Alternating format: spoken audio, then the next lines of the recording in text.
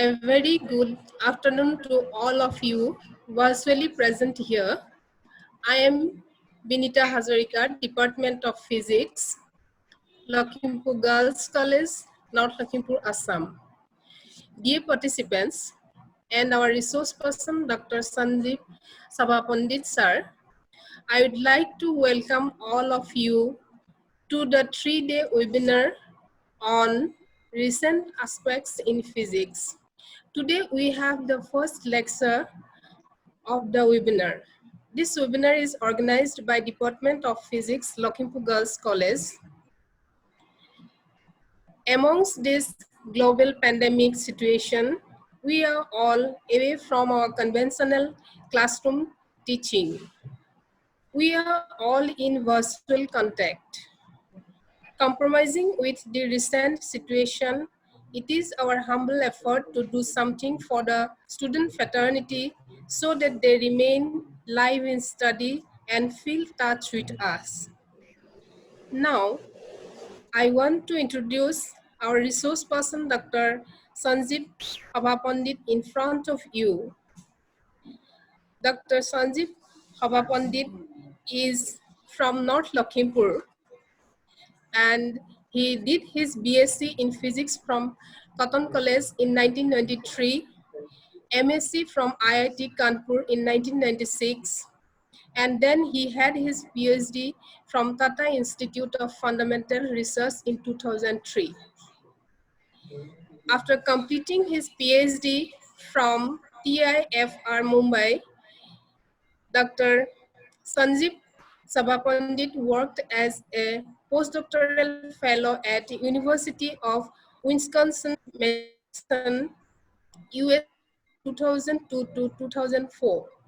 Then Institute Henrik Poincaré, Paris, France from 2005 to 2004 to 2005.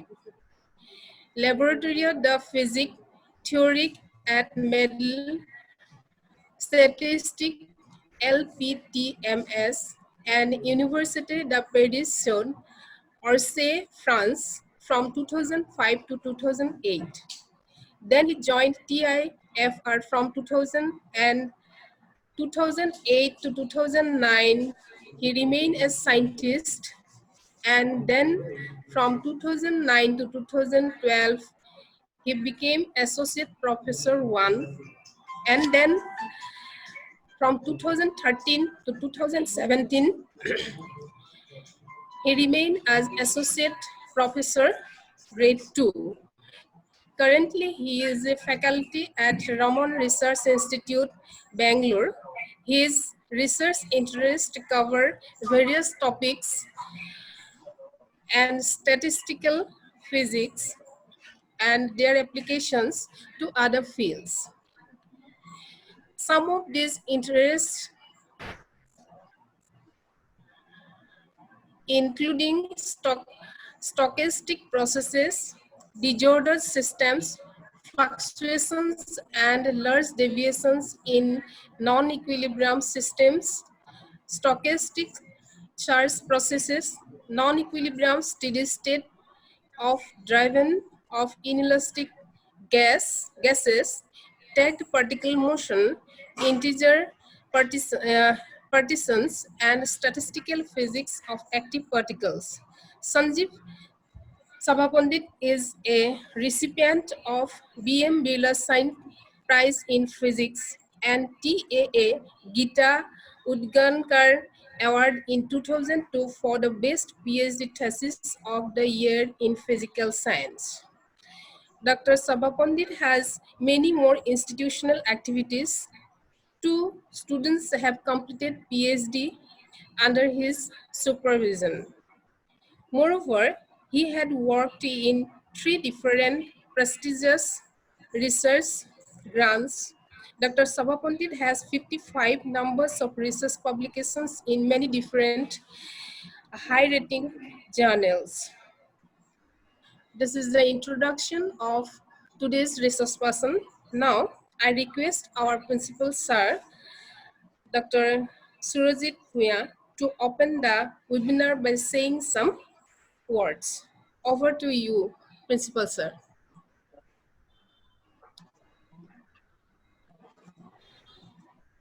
Thank you. Sir. A very a very good afternoon to everybody. At the beginning, I would like to welcome you all to this webinar organized by Department of Physics, Lakhimpur Girls College, and this is the first lecture of this 3 days webinar organized by this college. As HOD Binita Hazarika said, today we have with us Dr. Sanjib Sabhapandit from Raman Research Institute, Bangalore, and he will deliver a talk on large deviation in non-equilibrium systems. I think all the participants will be benefited from this webinar, and they will see an opportunity for themselves in this field. I offer my sincere thanks to Dr. Sanjib Sabhapandit for giving your valuable time with us despite of your heavy schedule. My special thanks to the Department of Physics for organizing this webinar. And with these few words, I would like to declare this session open. Thank you. Thank you, sir.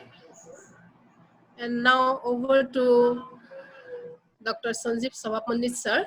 Sir, over to you. Okay, yeah, okay, thank you.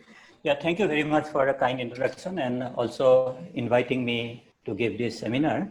Okay, so what I'm going to start with this thing, this topic is large deviation in non-equilibrium systems.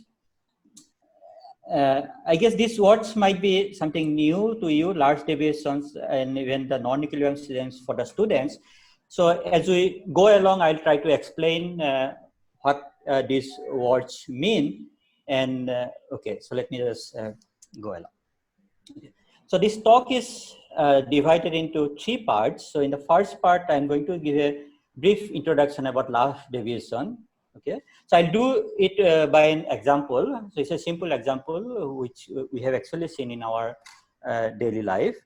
And then, so I'll say that this large deviation is actually something not new. Actually, we have already seen in equilibrium systems, maybe in some another name or another form. So I'll try to introduce this large deviation, to the equilibrium systems, okay, equilibrium statistical mechanics. So I'll also briefly tell what equilibrium statistical mechanics means. It's for the benefit of the students. Okay. So then I'll just give a very brief introduction to non-equilibrium systems, and then I'll talk about large deviation in non-equilibrium systems. And non-equilibrium system is a huge area. So I'll just focus on only a very specific part of non-equilibrium system. So mainly, so this is something called thermodynamics of small systems, or okay, it's also known as stochastic thermodynamics, just a fancy word, but it's basically how the small systems behave when these are, because the small systems are always perturbed by thermal fluctuations, and then how do they behave basically. Okay, so let's go to the part 1. So large deviation. So what is large deviation? So before asking this large deviation, what is large deviation? So let's just focus on what is not so large deviation, or the typical deviations. Okay, so let's try to understand it by some example.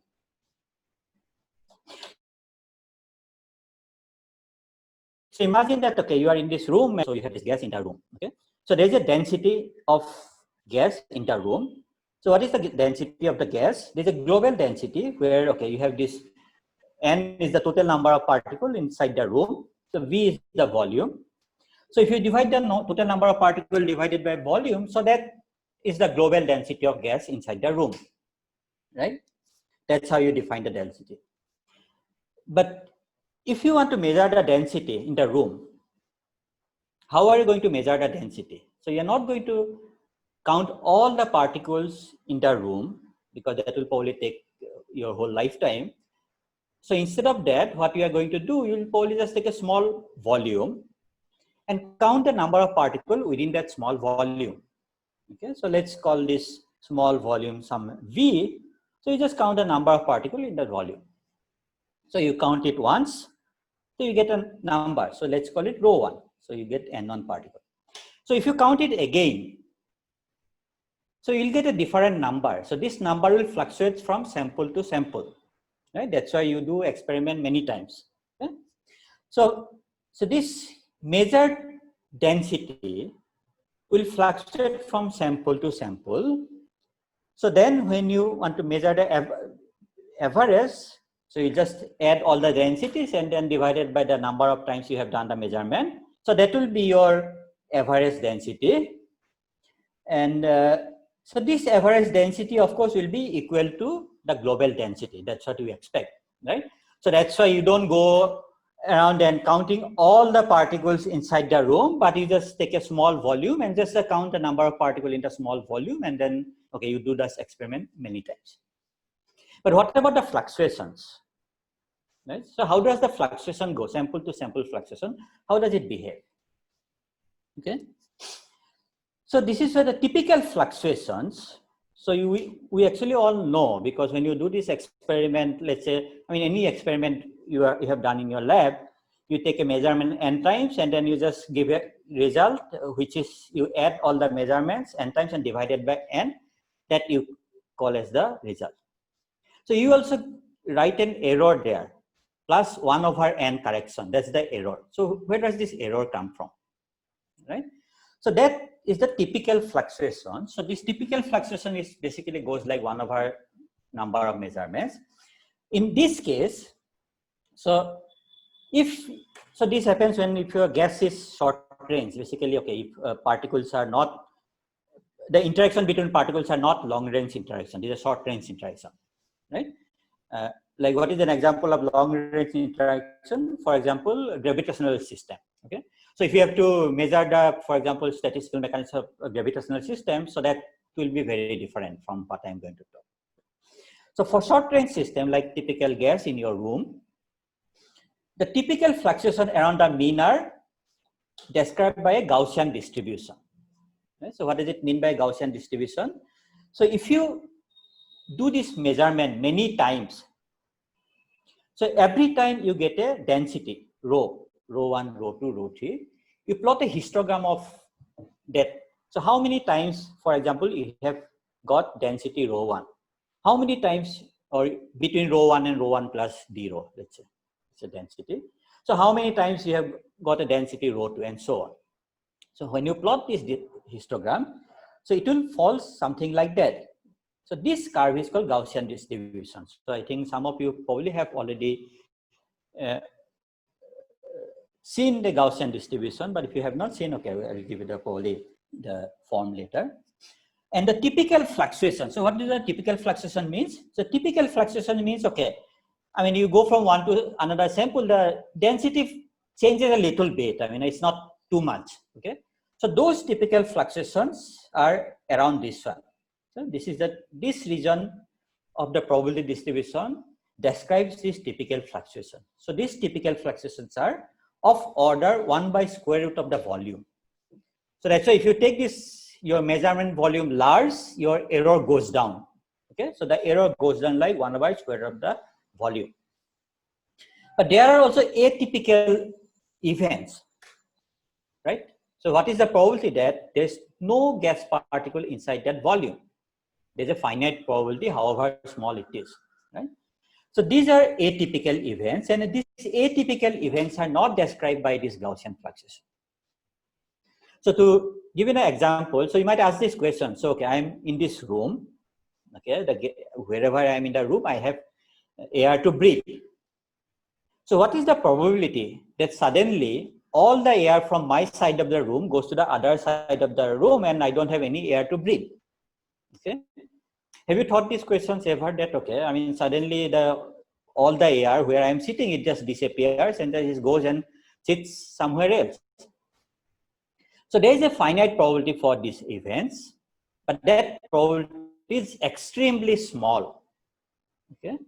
So it's exponential in the number of particles in the volume, and number of particles typically is just the Avogadro's number. So it's like 10 to the power 23. So it's a very small probability. So it's like exponential of minus 10 to the power 23. Okay. So that's why you do not see this kind of event to happen, or if you want to see this kind of event to happen, probably you have to wait exponentially large amount of time, exponential of 10 to the 23 amount of time. But if you go to a small volume, okay, because the error goes down like 1 by square root of the volume, this fluctuation becomes important. And nowadays we can actually measure in the experiments, we can do experiments in small systems. And for this small system, these fluctuations are important. And this fluctuation, these are rare fluctuation. This comes from the tail of the distribution. So tail of the distribution means these are very rare fluctuation. So the probability of these events are very low.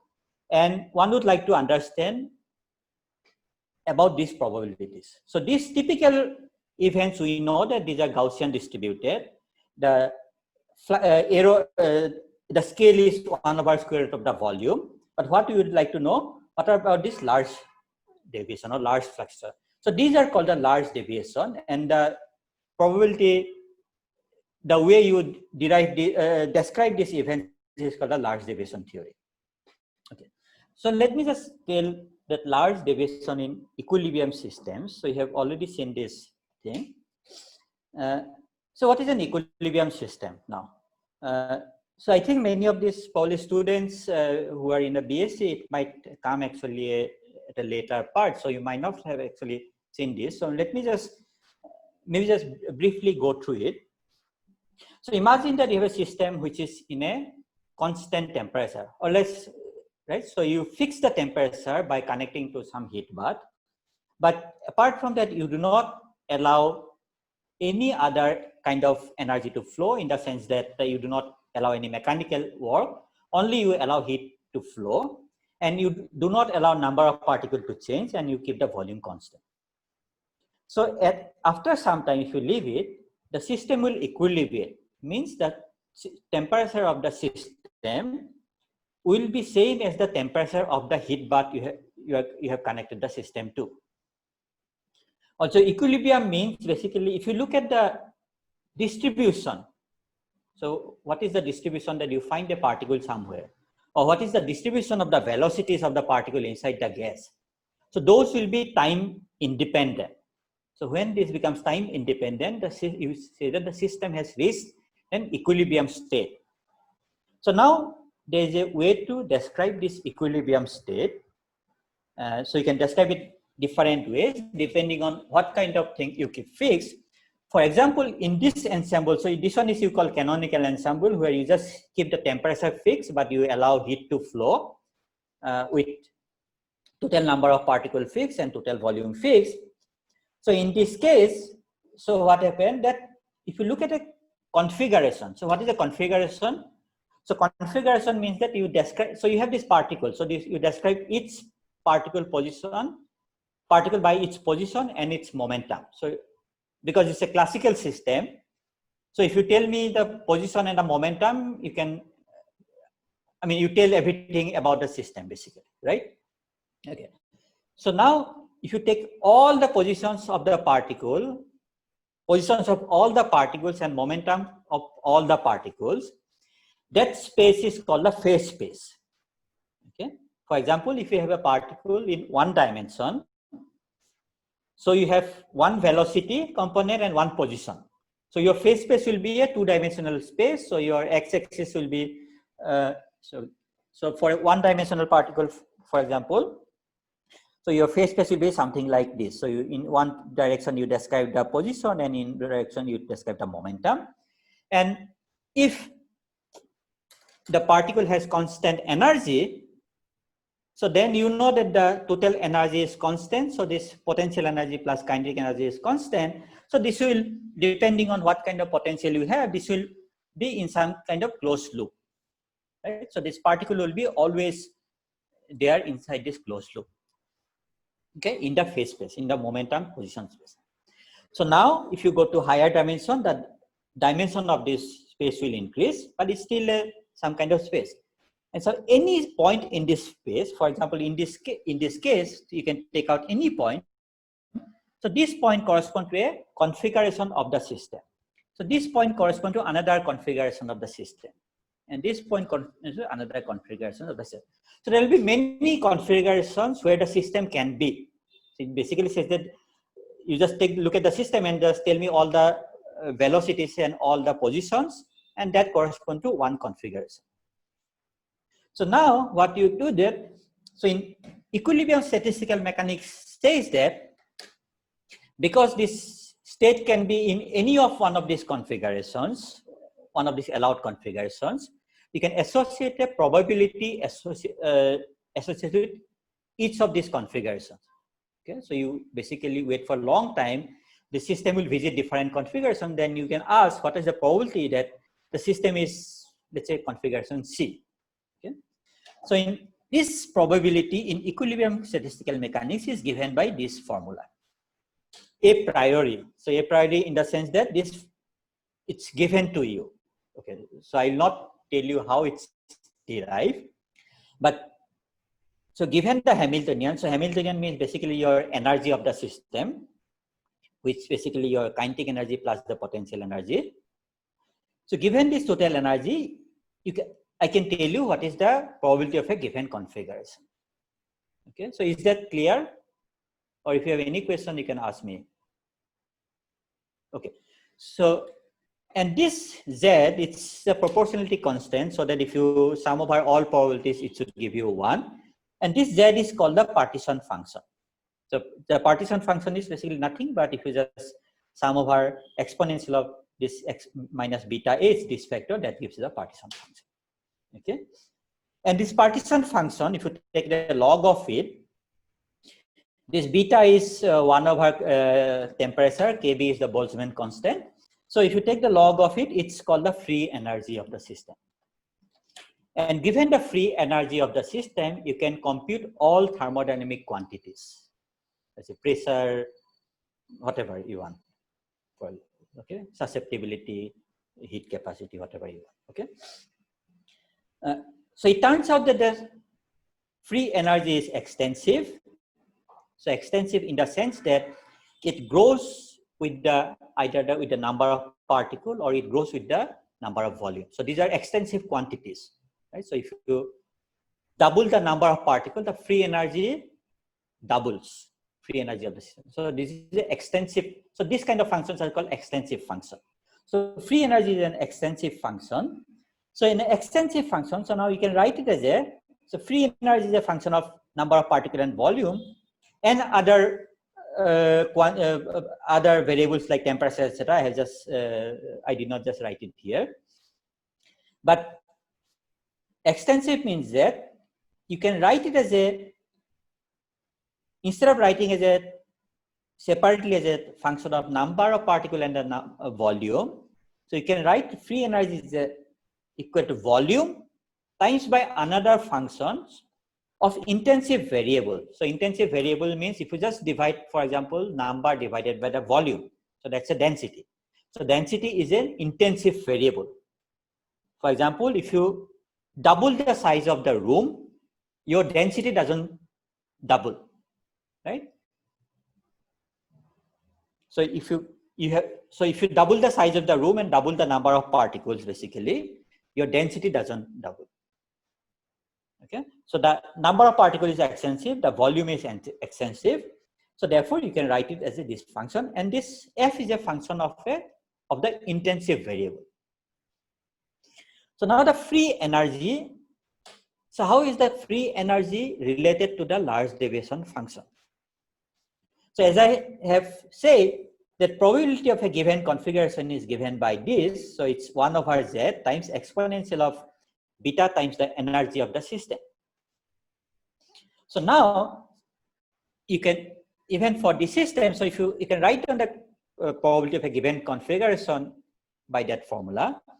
But what you are interested in, suppose you are interested in what is the number of particles inside the small volume V. Okay, so that means you are not interested in how much energy is there inside the small volume. So you are going to sum over all possible energies. So you take this formula, and sum over all possible energies, okay, keeping small n number of particles here and thereby n minus n number of particles in the outside volume. Now, if the system and if the interactions are short range, so short range means basically the particle the far away they do not interact, it's only the close by. So then the energy you can write it as the energy of the outside system plus the energy of the inside system, and then some interaction energy between the particles from inside and from outside. Right? This is the total energy, because there are some particles outside the volume, some particles are inside the volume. So the particles inside the volume, they interact within themselves, outside the volume they interact within themselves, but there will be some interaction between the particle inside and outside. But this cross interaction between the particle outside and inside, that will only be along the surface of the system. So therefore, energy of the this interaction energy between inside and outside will be proportional to the surface of the surface, whereas the interaction energy within this is proportional to the volume. This is also proportional to the volume. So therefore, this interaction between outside and inside is of smaller order. These are just the proportional to the surface area. So therefore, this you can, when you write down the divide energy into outside, inside in the interaction, and then sum over all energies. So you know that exponential, when you exponentiate this exponential of minus beta e, that gives you the partition function. So what you have, this is the partition function of the inside, partition function of the outside, and then you have some correction terms, but these correction terms are small. So correction terms goes like the surface, or basically volume to the power d minus 1 by d. So this is a smaller term. So for large volume or large v, so you can actually neglect those. So then I have already said that, okay, your partition function is related to the free energy, which is the intensive free energy, which you can also write as a free energy per unit volume, which are functions of intensive variable. So you can write each of these guy expresses in terms of this function f.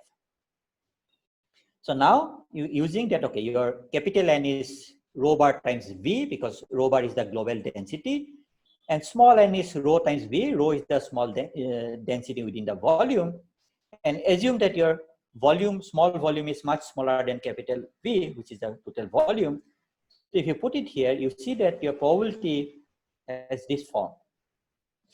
So it's exponentially small in the small v times some function of the density, okay, n by v. And this function is called the large deviation function. Okay. So this form is called a large deviation form, because this function form essentially also describes the rare fluctuations. For example, it will tell what is the probability there are very few particles inside the volume. So this function also describes this. So that's why this function is called a large deviation function. Okay, is there any question so far? So I'll pause if you have any questions. Otherwise, I'll just go ahead. Okay. I guess there's no.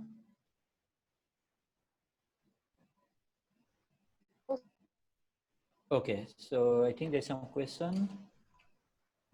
Can you just ask the question again? Yeah, somebody asking why is the correction term? Why the correction terms occur in the case? Yeah, so I guess you mean this term. Is it the question? Why is this term here? Is it the question?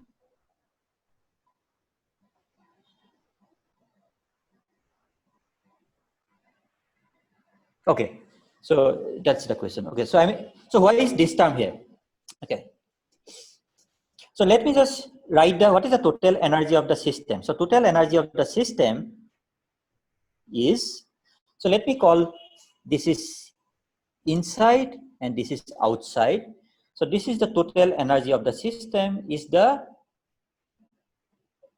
energy of the particles within inside. These are potential energy and the kinetic energy. So kinetic energy, there is no okay, so let me just write it in a slightly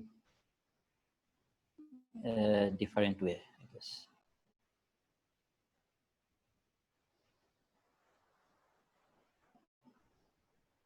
Okay, so total energy of the system, which I was just calling H, so it's kinetic energy plus the potential energy, let's call it V.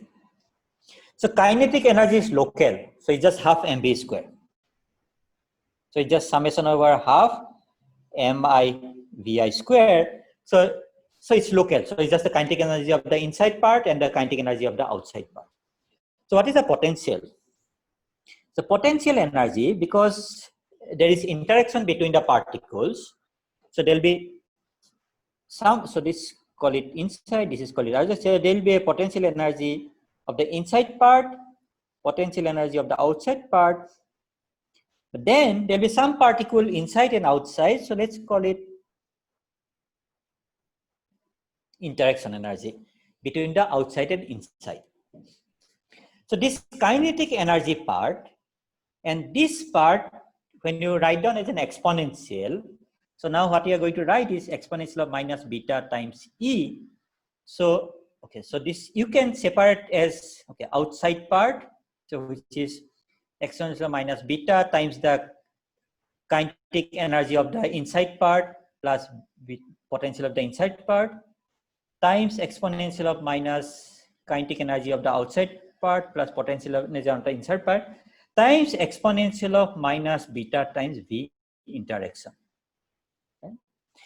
If this interaction term was not there, so then you could have, so this would have not been there, right?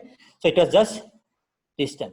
Since this interaction term is there, so you cannot just write down as a product, there is also another term.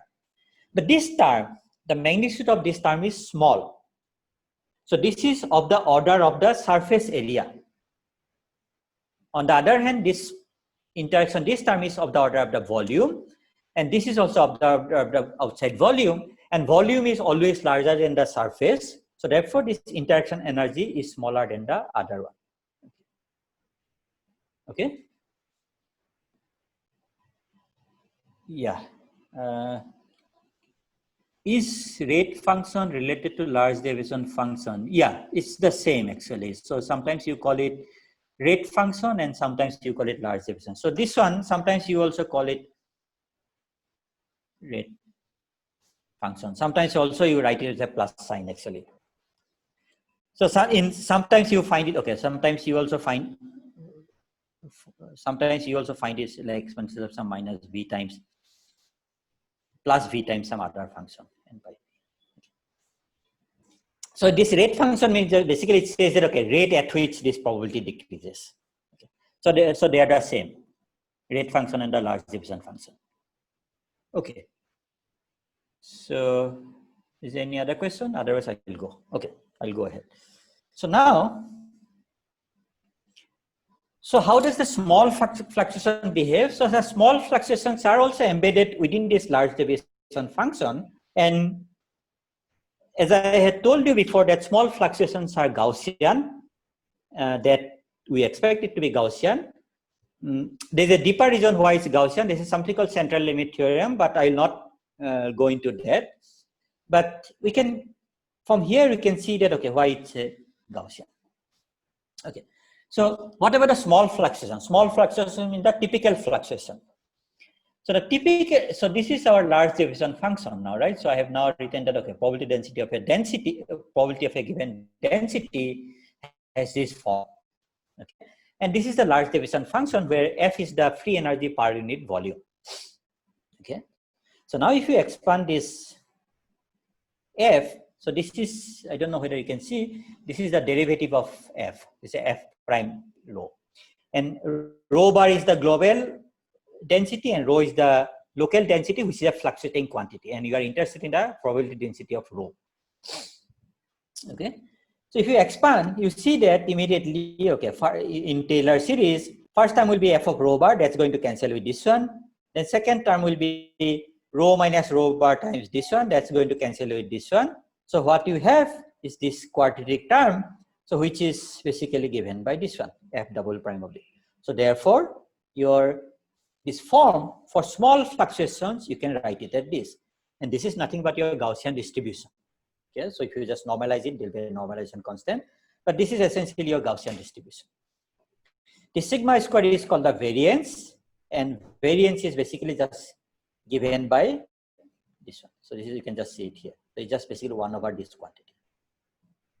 That's the variance. And as I'll show you below, this variance is related to something called compressibility by this relation. And this kind of relations are called fluctuation dissipation relation or fluctuation dissipation theorem. So it basically says that, okay, so what is compressibility? So this term is a fluctuation, right? This is the variance measures something of fluctuation. So this is a fluctuating quantity, and it basically, this quantity, this object describes the fluctuation in the system, so this variance.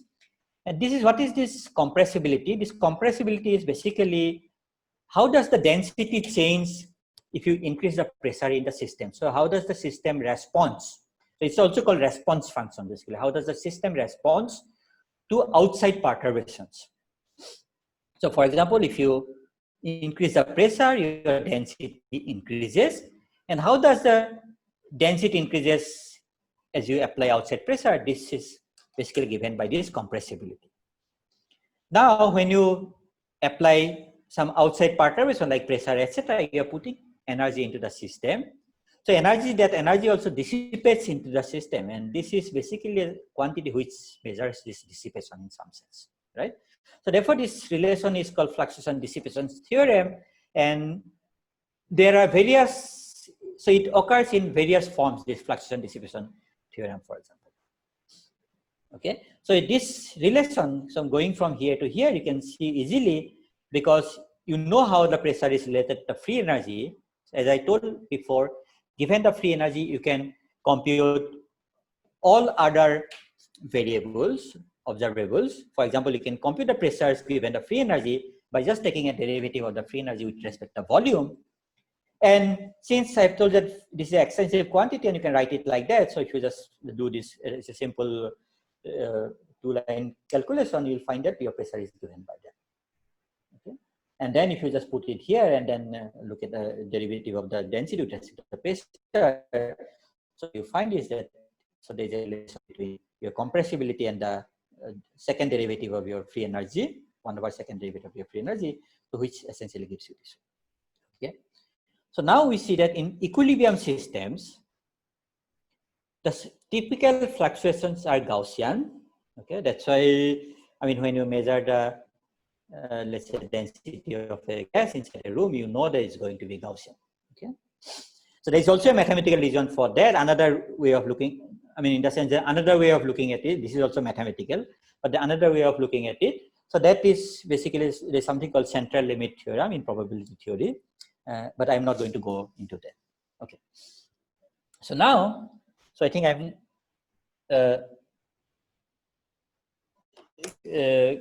going to tell an explicit, so this is just a formal expression. Okay, so I have not told you what is this expression is.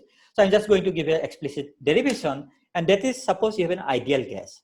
So actually, if you are at a room temperature, you can just assume whatever gas you have in the room is an ideal, because the interactions are negligible. Okay, so let's say if you have gas in a room temperature. So what is the partition function now? It's very easy, because it's just that, so this is the part of the partition. So this is just a part of the partition function which only includes the position part of the thing. So because I'm going to anyway sum over all the energies, and so therefore I have removed the kinetic energy part of this thing from the partition function. And what is the partition function? So partition function is essentially like a volume to the power n, because for each particle, what is a available space is just the volume, because the particle can be anywhere inside the volume, and there are n particles and these are non-interacting, so it's just the volume to the power n. There's a divided by n factorial, and because this comes from overcounting, because you can take two particles and exchange their position, and it's essentially the same configuration because these particles are indistinguishable in some sense. Okay, so that's divided by factorial n, and if you just take a Stirling approximation and you put n equal to rho v, what you see is that your free energy is just rho log rho minus rho. Okay, so you put it here. So this is your large Deviation function, and in this specific case, it turns out to be this one. So let's plot the large Deviation function. So what you see is that, okay, this your red line is your actual large Deviation function, which is this function. And as we have seen, the typical fluctuations are given by Gaussian. So that means that if you actually expand this around rho bar, so that means rho by rho bar around 1. So what you have here, you have a quadratic form. So you see that this region, around this region, both large deviation function and your quadratic form, they are both, pretty good. So therefore, these are the small fluctuations. So these are the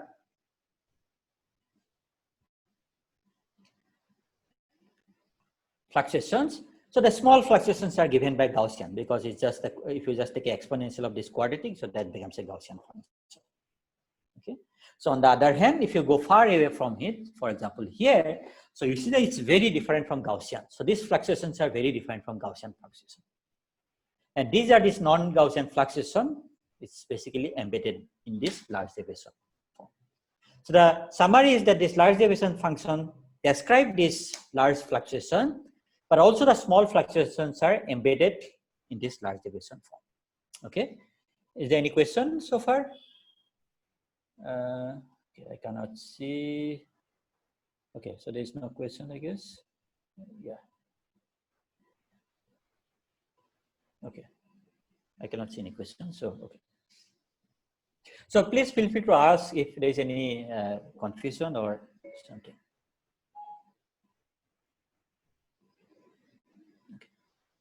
Okay. So okay, so let's just make a small comment about ideal gas. Okay, so ideal gas means a gas where there is no interaction. And actually, in this case, we do not have to go through this equilibrium statistical mechanics as I have described before. You can actually do it directly because what is an, suppose there is no interaction among these particles. So what is an ideal gas? So if you take snapshot of it, you will see these different dots, right? With a global density rho bar. So it's asking a question basically, okay,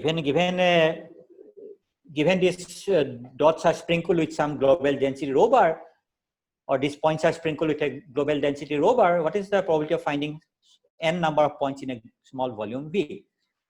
So this is just the Poisson distribution, right? So this is basically, yeah, so this is just the Poisson distribution, basically, okay? And okay, so if you just take this distribution, and okay, you just take this Stirling approximation, you will again arrive at this form, basically, okay. Okay, so now let's go to the non-equilibrium system. So far, what I have told, these are about the equilibrium system. So equilibrium systems are basically in contact with a thermal reservoir, let's say, and the probability densities of configurations is probability densities of the configurations are independent of time, and these probabilities are a priori given. So now, what is a non-equilibrium system? So non-equilibrium systems are the systems which are not in equilibrium, right?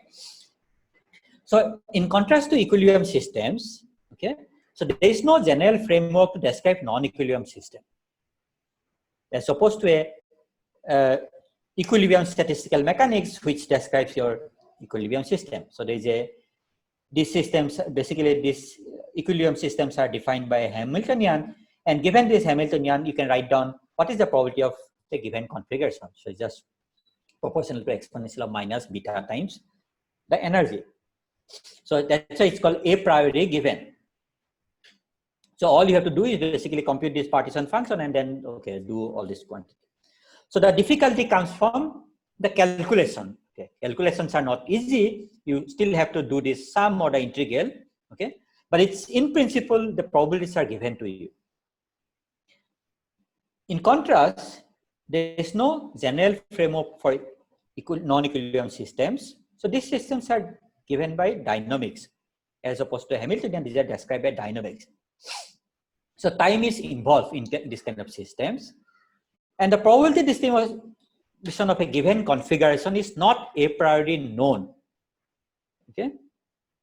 So for a special class of systems which are called Markov processes, so these are defined by these processes are defined by stochastic dynamics, and for a special class of this kind of stochastic process which are called Markov process, where there's no memory. So basically it's no memory in the meaning that, okay, if I tell you what is the probability of a given configuration at this point, you can tell me what will be the probability at a given later time. So these are called memoryless system. So in this case, you can write down some kind of evaluation equations. Okay. So let me not just go how to write this equation, but okay, just you can. So now, how do you compute these large deviation functions for this kind of non-equilibrium systems? Okay. So as I said, I'm going to focus on only a particular kind of non-equilibrium systems. So this is in the context of stochastic thermodynamics. Okay. So before going to stochastic thermodynamics, let me just briefly review the thermodynamics. So what is the thermodynamics? So these are basically describe macroscopic systems, okay, and it's in terms of some laws. And there's this first law which says that, okay, there's a so it basically introduces heat, concept of heat, and it says that, okay, if you put heat into a system, and also if you do work on a system, so you are basically, you can add energy to a system by either adding heat or by either adding work, and total change of the internal energy of the system is just the sum of the heat energy plus the work energy. So this is nothing but just a conservation of energy. But soon you realize that actually it's not enough to describe a system only in terms of this first law, because there are several phenomena which you do not see in nature, even though they are allowed by first law of thermodynamics. Like for example, a textbook example would be like, so you would not see, for example, some water bottle in front of you just picking up energy from the environment and jumping by some 2 feet high. Although energetically it's a possible event, right? So this is why you have the second law, and then second law says that, so these are given in terms of these several statements, and okay, all these statements, whichever way you write, these are equivalent. You can show that they are equivalent. And okay, one of the statements is called this Clausius statement. The Clausius statement says the heat cannot of itself pass from a colder to a hotter body. Right? So it says that heat doesn't flow from a cold body to a hot body if you do not do anything else, right? So it also then have this concept of entropy, and again it's given in terms of some statement. It basically is that, okay, entropy of the universe tends to a maximum. So basically, okay, what this universe means is that, okay, if you take an isolated system, so it's a closed system, okay, so then so imagine your system is undergoing some kind of transformation, whatever transformation is going for, okay, the entropy is a non-decreasing function of time. So either entropy will remain constant, so which is in equilibrium. If the system is in equilibrium, entropy will remain constant, and otherwise entropy will always increase. So therefore you call that, okay, equilibrium system has the maximum entropy state. Okay. Now one example of this entropy production in this kind of system is, imagine that you have a thermal conductor, you are connecting to a cold bath and a hot bath, so at 2 different temperatures. So heat will flow from the cold side, hot side to the cold side. So let's Q be the amount of heat flows in a given amount of time from this bath to the other bath. Okay. So what is the entropy production? So the entropy production is basically given by the change in entropy inside this bath, and it's defined by, what is the entropy change in this bath? So it's defined by the amount of heat goes out, so that's why it's a negative sign, because heat goes out. Q amount of heat goes out divided by the temperature of the system. So that's the change of the entropy in this system. That's the definition. Here, the same amount of heat is being added into the system. So that's a plus sign divided by the temperature of the cold bath. So this is the entropy production as a result of Q amount of heat flowing from this one to the other. So you see that if you just rewrite it, it's just this factor times TH minus TC. And since TH is greater than TC, so delta S is positive. So therefore, as a result of this transformation or results of this heat flow from here to here, you generate entropy. Okay. Now you can do the same experiment for a microscopic system. For example, you can just take a nano wire, for example, connect to the heat bath and the cold bath. Okay. And again, this Q amount of heat flows from the hot bath to the cold bath. But since it is a small system, because of thermal fluctuations, heat can also flow from the cold bath to the hot bath. Okay, it's the same example as I was giving. If you are in a small volume, you might find yourself that there is no particle inside the volume, basically. Okay, so therefore this Q will be a fluctuating quantity for small system.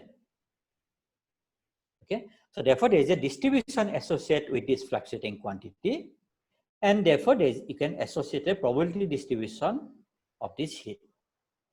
Okay, so this will be given by something like that. So you don't know what is this function, but okay, it will be something like that. Most importantly, there will be also some part where it says that there's a finite probability that the heat actually flows from the cold bath to the hot bath. Okay, and the one is in, these are very rare events again, because this is far from the, so these are the typical events, because typically heat will flow from the hot reservoir to the cold reservoir. So these are typical fluctuations. Okay, these are the atypical fluctuations or large fluctuations. So you might want to ask, what is the nature of these fluctuations? Okay, is there any question?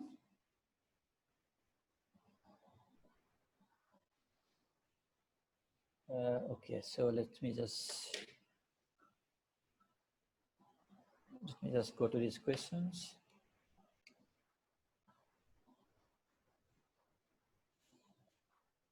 Maybe I'll just come back to these questions after the talk. Okay, there are some questions. I'll just come back to that after the talk. Okay. Okay. So now, why is this fluctuations important? Okay. So as I say, that for large systems, you don't see these fluctuations. I mean, if you take a macroscopic object, heat always flows from the hot place to the cold place. But for small systems, these fluctuations becomes important. Heat, work, entropy, these are, I mean, similar things. So these fluctuations of heat, work, etc. becomes important. And so this is an example, for example. Okay, so this is some kind of a very small rotor. Okay, it's like a nano size rotor. I don't know, you can read or not, some 300 nanometer. Okay, so it's like a small machine. You can think of it like a small machine. This is a molecular motor working on a microtubule. This is okay. This is two optical beads. So basically, there's a DNA RNA molecule, and then you are just tracing this RNA molecule for something. So, for this kind of systems, these thermal fluctuations are important. So, if you want to work with this kind of system, you need to know what is the nature of thermal fluctuations. To give an example here, or to give an idea, so this is the characteristic length, and these are the energy rate in joule per second. So, if you take a typical car engine or a steam engine, is about here. So, this is 10 and this is 10 to the power 6. So, it's somewhere here. Okay, about maybe 10 to the power 5 or 10 to the power 4 joule per second. So this is the dissipation rate for a car engine, let's say. On the other hand, all these small systems are somewhere here. So this is of the order of 1 kBT per second, right? So at this scale, so it's basically around 10 to the power, I don't know, what is this, 10 to the power minus 20 joule per second or something like that, maybe, okay. But at this scale, it's usually useful to describe in terms of the KBT, because KBT is the dimension of the energy, and it's of order of 1 KBT per second. So if you want to study this kind of system, so your understanding thermal fluctuations are important. Okay. So now to describe this kind of thermal fluctuations, so what you do is you have something called stochastic thermodynamics. So what is stochastic thermodynamics? Let's just assume that you have a, okay, so example of a small system is if you have a colloidal particle, for example, in water, right? And okay, there is also some potential, and okay, you are also probably applying some force there by, imagine there is a charged particle and you are changing the electric field, okay? And also there is some kind of potential. So what is the equation of motion for this particle? So without this surrounding water, the equation of motion would have been, it's just a Newton's law. It says that rate of change of momentum, m dv dt, is just the total force. And the total force, you can write it as a force coming from the conservative part. Okay, this is the conservative part of the force, which basically means that you can write the force as a derivative of the potential. And there might be also a non-conservative part, for example, which, okay, there's a force which you cannot write as a derivative of the potential. Okay. So this, and this lambda is some kind of external protocol. For example, you might just think that, okay, you are putting it in a harmonic trap and you are just changing the stiffness of the trap. Okay, so this, so you can just put a time dependent in the potential also. But now this water particle is surrounded, this colloidal particle is surrounded by water. So therefore, this, all these water particles are basically bombarding this colloidal particle from both sides. So therefore, these colloidal water particles are exerting force on the colloidal particle. So on the average, this force is 0 because it was basically they are bombarding from all sides. But there will be fluctuations because at a given time, not equal number of particles are bombarding them from all sides, right? These fluctuations in this bombarding give rise to a noise, which is basically a random force. This is called this one. Associated with this, there is also a friction. If you just put the particle inside the water, there is also a friction, right? And we assume that this random force, this is uncorrelated in time with a mean 0. So on the average, it is 0. And it's 0 uncorrelated. Means that at two given times, the force at one time and is not related to the force at a given time. So this is called uncorrelated, and in the continuous case, it's basically written by this delta function. Okay, so this is uncorrelated in time.